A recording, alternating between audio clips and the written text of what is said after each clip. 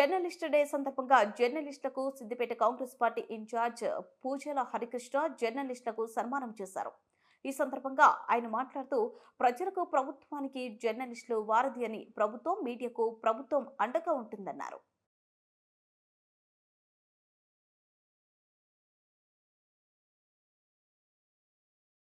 మనం ఎప్పుడు కూడా ఒక శ్రేయోభిలాషిగా మనం తోడుండి వాళ్ళను కూడా మనం ముందుకు తీసుకెళ్లాలని కోరుకుంటూ వాళ్ళకు కూడా మంచి విలువలు కాపాడే విధంగా కాంగ్రెస్ పార్టీ ఎప్పుడు ముందంజలో ఉంటుంది.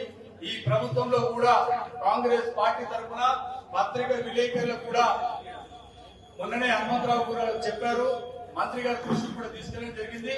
పత్రికా సోదరులకు ఎలాంటి ఇబ్బందులు జరిగినా అది కుటుంబ పరంగా గానీ ఇంకే పరంగా గానీ ఖచ్చితంగా కాంగ్రెస్ పార్టీ వాళ్ళని ఆదుకుంటుంది.